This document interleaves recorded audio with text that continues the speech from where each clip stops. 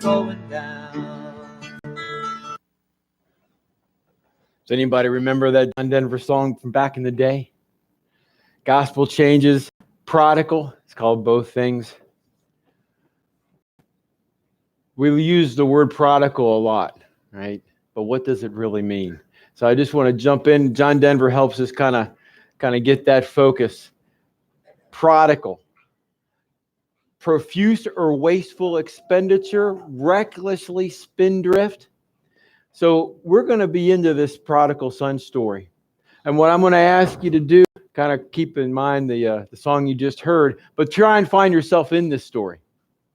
There's a lot of different characters in this story, and Jesus is telling this parable. You see, it's a story about a son who was wasteful. He took the money and ran, just wasted it on what Scripture says wild living. And he did this all before coming back home.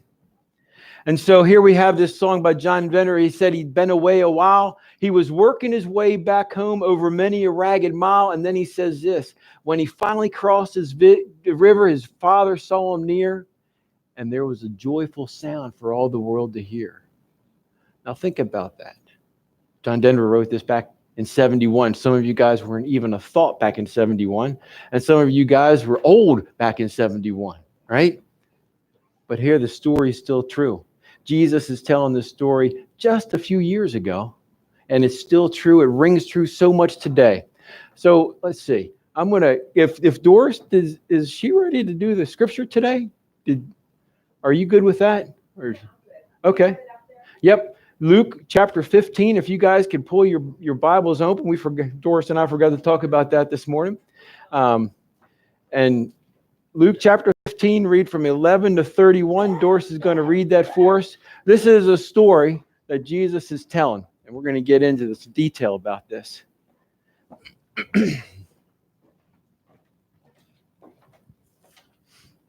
Check.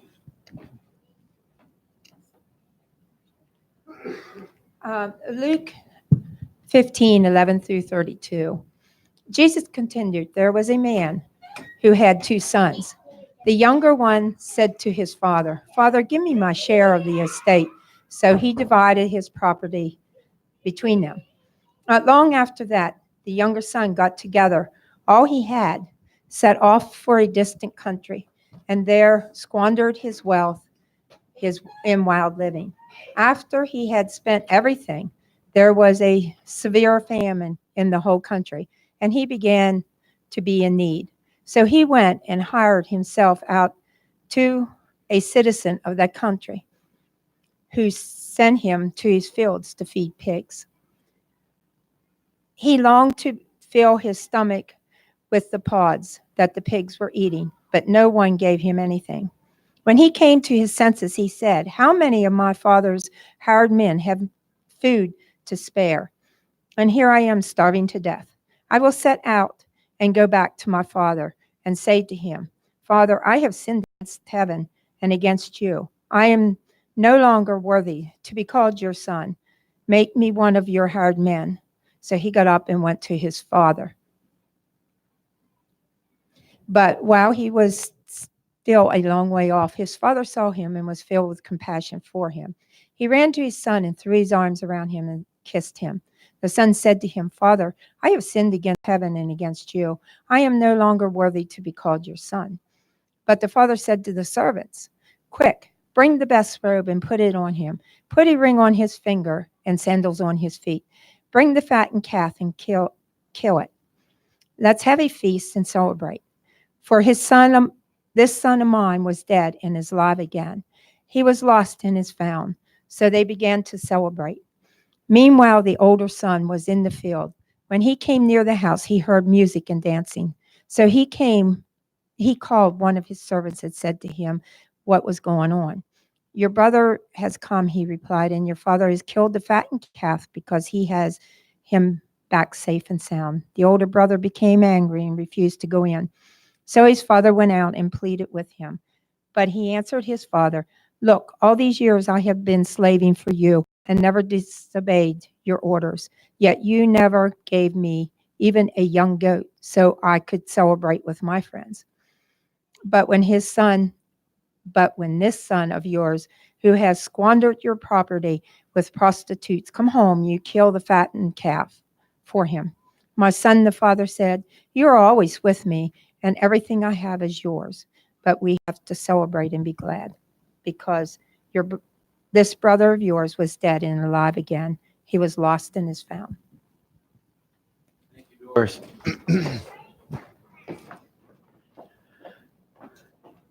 There's a whole lot here in this parable. So did you notice how it begins? There was a man who had two sons. Two sons. So this is a story not only about the sons, but it's a story about a father. It's a story about a father who is extravagant with his love for his kids. Think about that.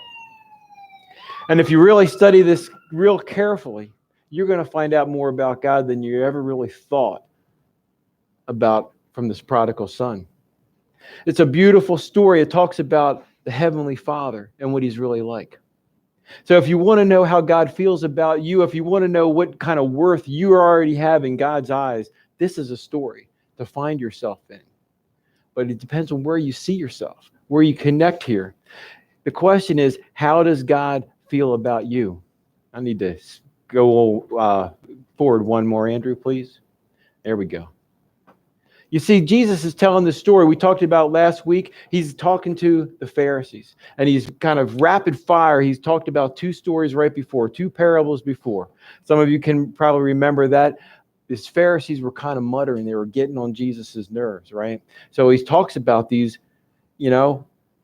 other parables.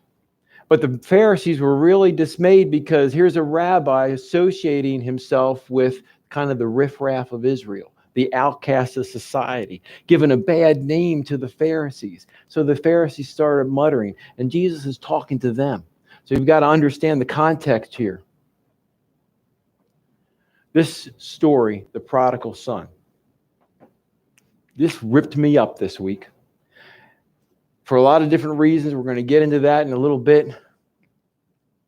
This prodigal son story has been a source of hope for me on a personal level because there's a promise in here. I'm going to share that promise in a little bit and what that really is. Maybe you kind of missed where this promise is in this story, but this story has got a promise. So the prodigal son's father is told in a couple scenes. I want you guys to picture with me a 4K video, right? Dolby surround sound. Maybe that big subwoofer, because we're going to feel the thumping of this story now. Okay, you got to immerse yourself into this story. We're not just talking an HD story. We're talking 4K. Have you seen the 8K? This is where we're at. This is how much I want you to put yourself into the story to find out where you are. Okay, so here we go. At first, we have the younger son. He just simply asked for the father to hide his property. At first class, you think, man, this was a cool dad, maybe. He's doing this. He must love his son. And as some of you are probably saying, the guy was an idiot. Why would he do that? He's just putty in the kid's hands. And you know what? Maybe both of those are true as we think about what the Father's doing. See, Jesus is actually describing what would be absolutely unheard of back in Middle Eastern society. In Jesus' day and even today, we're going to get into that a little bit. Because to ask for the inheritance, this is what's happening. If you go to your father and ask for the inheritance, you're saying, I wish you were dead. So give it to me now. It's my money, and I want it now. And this is what happened. So he gives him the inheritance. Ken Bailey, this guy who lived in the region for years, he says for over 15 years, this is current Middle Eastern culture, right? He says from Morocco to India, Turkey to Sudan, the answer is always the same. He said, has anyone ever made this request like this in your village? And they said, no, absolutely not, because it would mean that you wish your father would be dead. That's not a kind of thing you do in a family. Another Middle Eastern writer, Ibrahim Said, says this: the shepherd in search of his sheep, the woman in search of her coin, they didn't do anything out of the ordinary. The third story was unique marvelous. It had divine actions because to divide your inheritance, it meant everyone was amazed at what happened because of what it meant, that his father would be dead. So here we go. In verse 13, it says, not long after that, the younger son got together all he had and set off for a distant country. There he squandered it on his wealth and wild living. Now think about all the things you can waste your money on today. Got to check out your bank account, go online and see the things you spend your money on, because guess what? If you look at your bank account online or whatever register you have, that's your spiritual journal. Ow.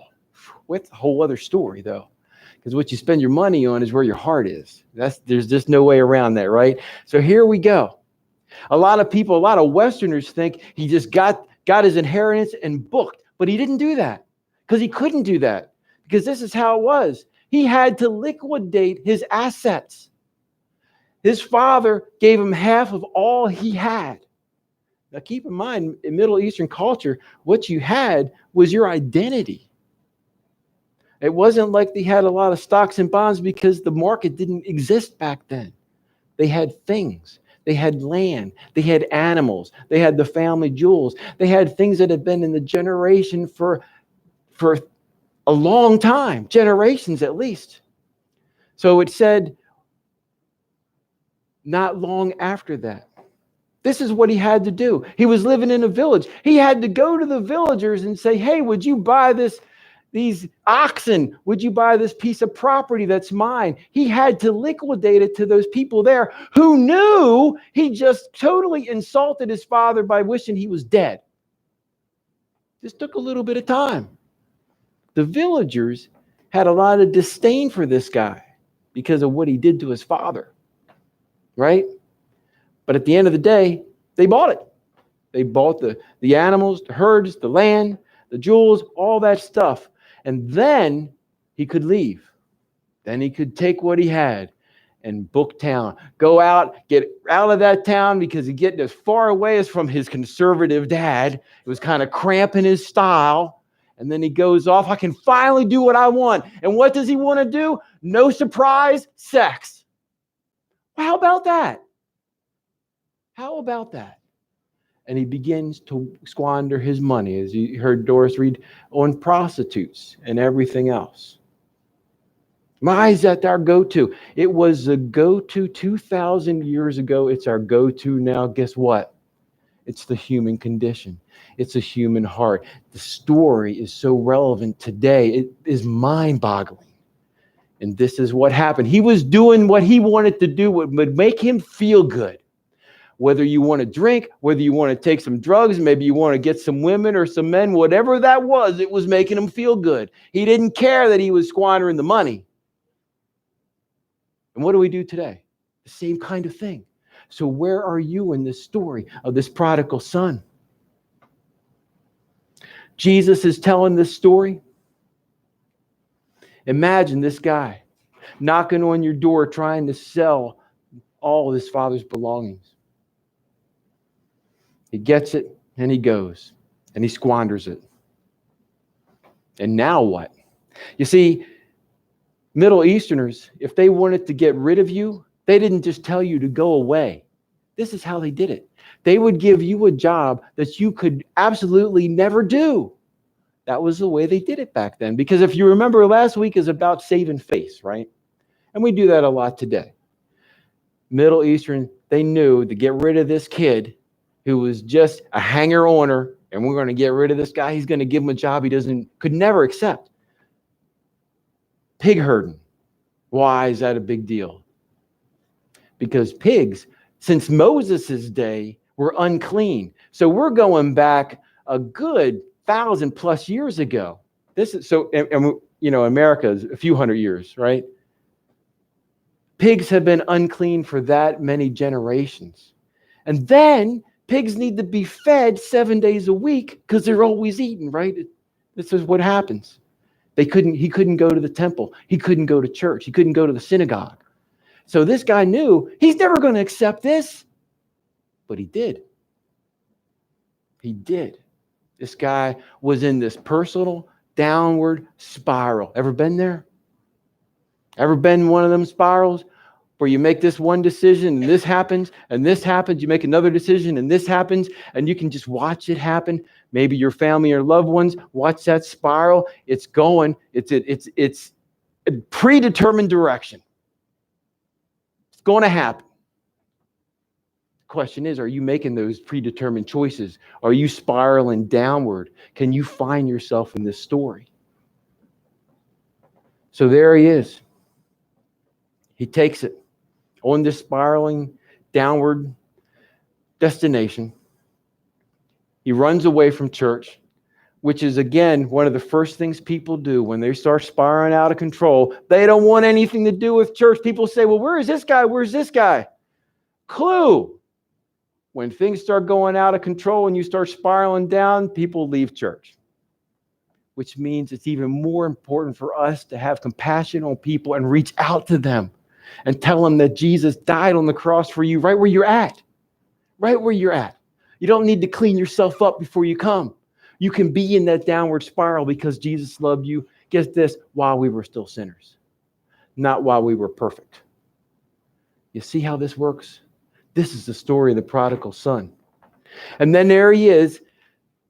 I don't know whether you've ever seen the pig pens, literally, not one of your kids' room or anything else, which we have one of those kids. But the pods that they eat, the mud, it's gross. And this guy is eating that stuff that the pigs are eating. It's gross. And then he starts thinking, man, I got to get out of here. I got to do something different. I know what I'm going to do. And this is what happened when he came to his senses. This guy it took a while for him to get there. Keep in mind, this downward spiral included him eating this stuff out of the mud that the pigs wouldn't eat. Pretty low. He lost all his family. He lost all his money. He lost every single thing that was of value to him. He lost it. This is what happens when you go into a downward spiral. You push out everything that matters. And now he comes to his senses, and this is the promise. This promise here, that what you see up on the board, this promise kept me going for years. This promise, I spent countless nights, countless mornings in tears, holding on to this promise. Holding on to this promise that he will come to his senses. Think about the people in your life that might be in a downward spiral. You got to hold on to this promise. I don't know when it's going to happen, when they'll come to his senses, but it does. If you surround them with love, if you surround them with compassion, and if you surround them with forgiveness.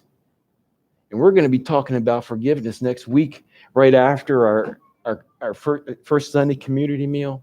This is the promise that's in this prodigal son story. Never really saw it before until God brought it to my attention full throttle with like a baseball bat. Okay, he got my attention hard. And it's that real. When he came to his senses, he knew he had long burned that bridge with his dad, so he couldn't go back saying, I want to be your son again. No, he just wanted to be a servant. And maybe if he worked hard enough, he could be of some worth to his father as a servant. But you know what happens in this next scene? The father knows. The father knows. He knew when this son left, given his maturity level, he was on a path. And it wasn't going to be good. He was going to spiral down, and this father knew that. He knew, given his maturity, his character, which wasn't proven yet, because you got to go through some fire to develop your character. And Jesus knows this. The Father knows this. He saw it coming. He knew when he returns, he's not going to return as a successful businessman with all the money that he liquidated all his stuff. He was going to come at the end of that spiral. He knew that. That doesn't mean he didn't love his son anymore. He just knew it because the Father knows. This father knew that. he also knew that in order to get to him, he was going to have to go through this village. He was going to have to go through the village that no one in the village thought good of anymore because of the way he treated his father. This boy didn't deserve any respect. This boy deserved to be stoned to death. Now keep that in mind. And the father knows this.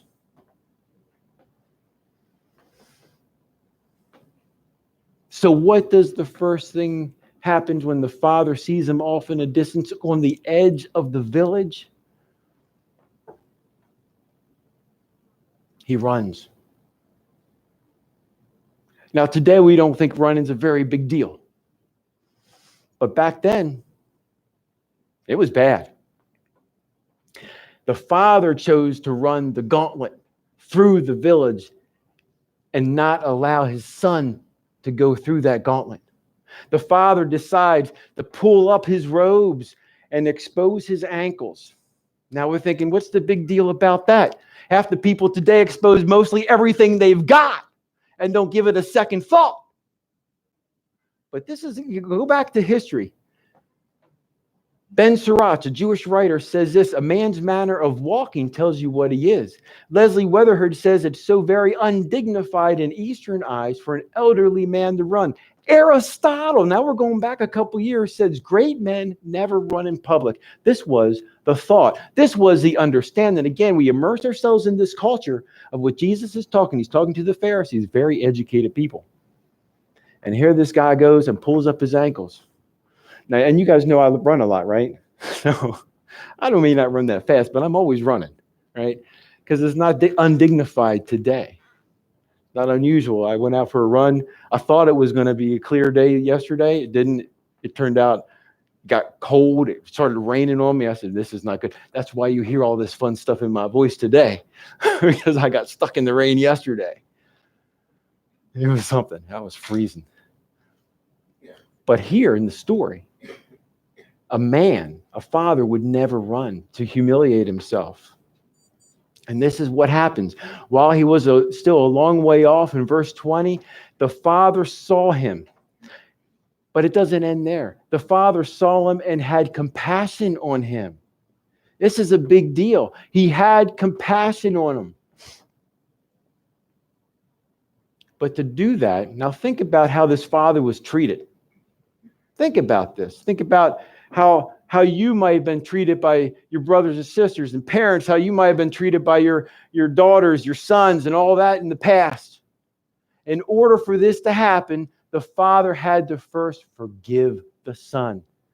Long before he even talked to him, because he couldn't text the father or anything like that. He hadn't talked to his son in a long time. And he had to offer forgiveness before he could have compassion. See how that works? And this is what the father did. And the father deliberately runs through the village, knowing he's going to make a spectacle of himself by exposing his ankles and running, because he didn't want his son to have to go through the humiliation of going through the gauntlet of the village. He wanted to protect him.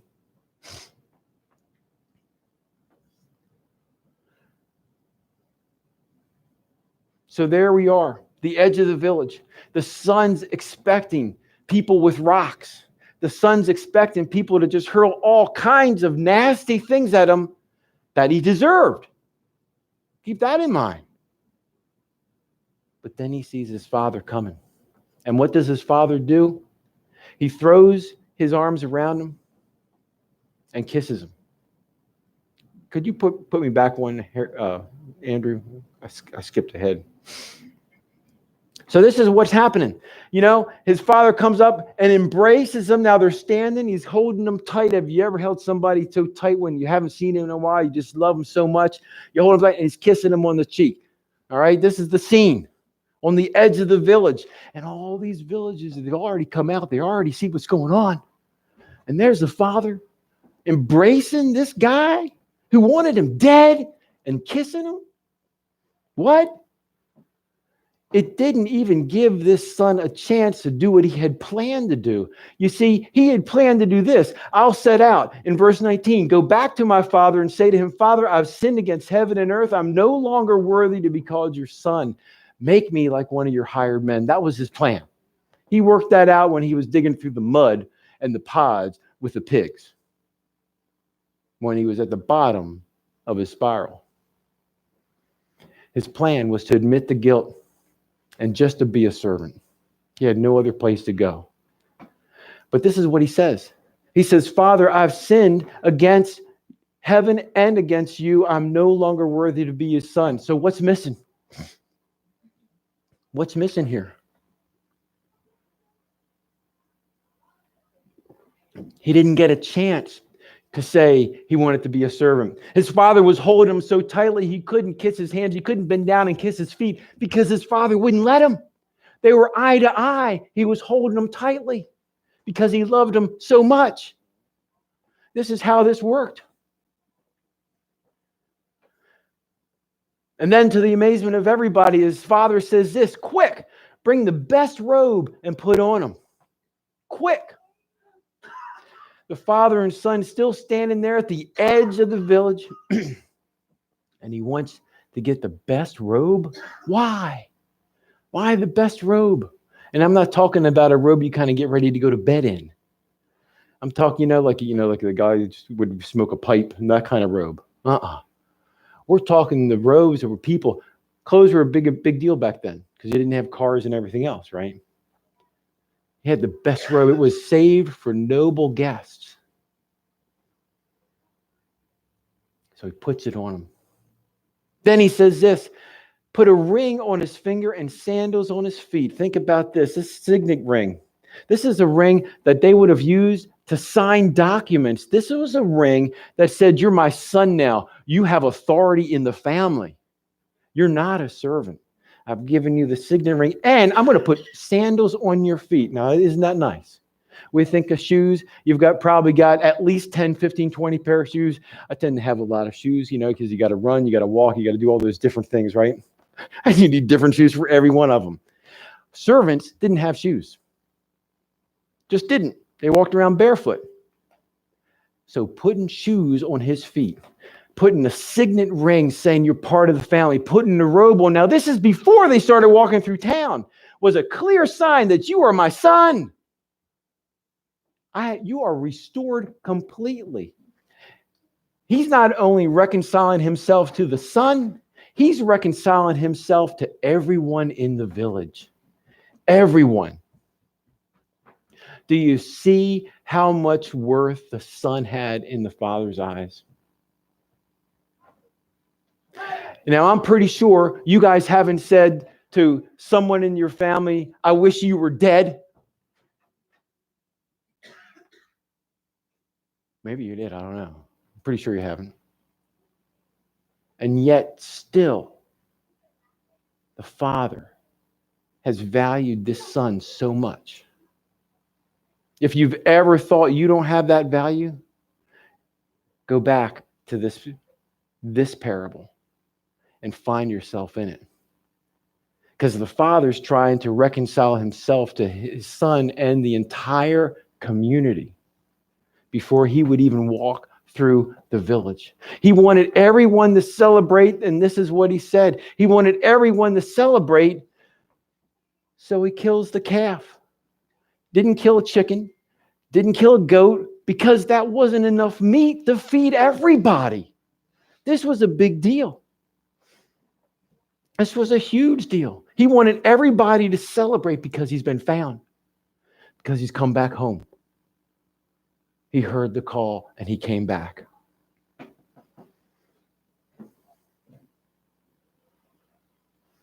But then there was this other son who never left home. But the other son, it said, the father, give me my share of the property. And this is what the father did. This is at verse 11, the very beginning of this whole parable. And he divided the property. You see, the father didn't divide the property between himself and the son who wanted him dead. The father divided the property between his two sons. So the other son, the older son who stayed with him the whole time, had all of it. It was his. It belonged to him. Every single thing belonged to that older son. All of it did. But then he hears all this partying and all the music. A servant comes out and tells him what's going on. What does the older son do? Has a hissy fit. Says, you got to be kidding me. This son of yours spends all this money on prostitutes and everything else, and you welcome him back as much as he humiliated you? Now, I have been slaving away for years here, and you didn't even give me one little chicken to celebrate with my friends. He is mad. He never left home, but he left his father. Now, it was clear he had a whole other circle of friends. He had a whole other kind of friends kind of on Facebook that he unfriended his father with. He didn't want anything to do with his father's friends. This is the older son who slaved, who did what he thought he was supposed to do. So, and back in Middle Eastern culture, the older son was there to welcome guests. So he was getting a double whammy, this father, because he was humiliating him again. So what does the father do? He goes out to his son. Wow. Again, goes out to him, humiliating himself because of the compassion he had for his other son, who never left him, who never did anything like that, except he thought he was a slave. So what does the father say? He says, my son, you've always been with me and everything I have is yours. And that totally missed that older son's point. He didn't see it. He didn't get it. And here's where the story gets interesting. Especially in Jewish culture, the Pharisees picked up on this. Because the Pharisees, back in the day, the stories always had a progression, especially the parables. They always had, think about a Hallmark movie. A Hallmark movie, I found out last Christmas, that the last 15 minutes, everything goes south. But then guess what? What happens? Come on. You all watch these movies. Come on. What happens in the last couple minutes of the movie? Happy ending. That's right. A happy ending. The Pharisees were expecting the happy end. The Pharisees were expecting this. From a musical term, you go, you're expecting it, you're waiting for it, right? We'll go back like, and it stops there. The story that Jesus is telling doesn't have the resolution to it. It doesn't have the happy ending. You got that last 15 minutes of all this chaos and it stays there. It doesn't resolve. We don't know what happened to the older son, and you know why? Because it's about the Pharisees. They finally made the connection. I am the older son. I am the one that's probably trying to be dutiful to God, doing all this stuff, and yet my heart is far away from you. I've not come home to you yet. It's about, this is where it doesn't resolve, and this is where Jesus is getting them full throttle right in their face. This is what Jesus is doing to everyone in this room, full throttle right in your face. Are you just going through the motions? Are you just playing church? Or are you coming home? This is what the point is. This is what the prodigal son's story is. The older son, does he come in? Story doesn't resolve. The question is, will you come in? That's the question. If you can find yourself in the story of the prodigal son, will you come in? The point is, Jesus is asking you to come home. Now, you can play all you want. Jesus knows your heart. The Father knows this. Do you see it in the story? The Father knows. He died on the cross for us. He still loves you. But he's asking, will you come home? Do you see the value that you have? Do you see your worth that you have in God's eyes? He's asking us to come home. He knows you go through the motions, that you try and do the right thing, but he's asking for more. He's asking us now to come home. So I'm going to ask you to do this. Like I said, this story just rips me up every time I read it, every time I think about it, because there's so many things going on in this parable, especially. And Jesus is telling it to the Pharisees. He's trying to get our attention. Right? I spend my life trying to serve God. And I find myself, am I home with God myself? And I'm asking you the same question. Are you home? Will you come home with God?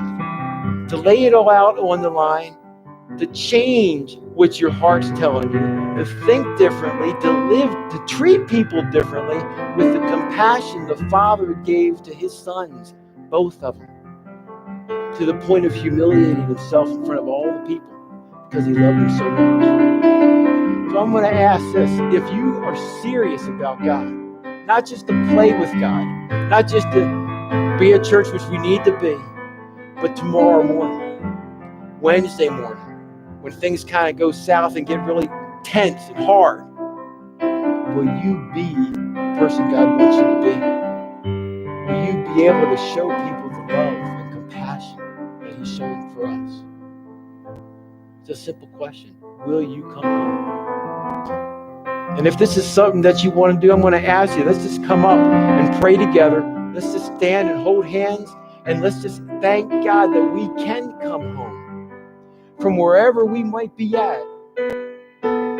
Whether that's a little spiral downhill, or maybe we just think we're not spiraling at all, and maybe that's the problem. Because we need God to push us to come home in all of this. So I'll say, is anyone willing to join me in coming home with God? And to say, I'm going to come home. I'm going to come in. I'm going to come through that village and stand with God. But just not playing. I want to change. I want my heart to change.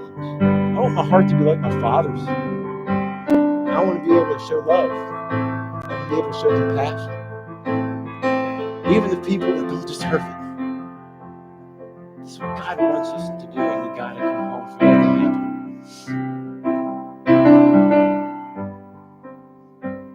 You got to come home. Does anybody want to come? And we can pray together as a family, as a community.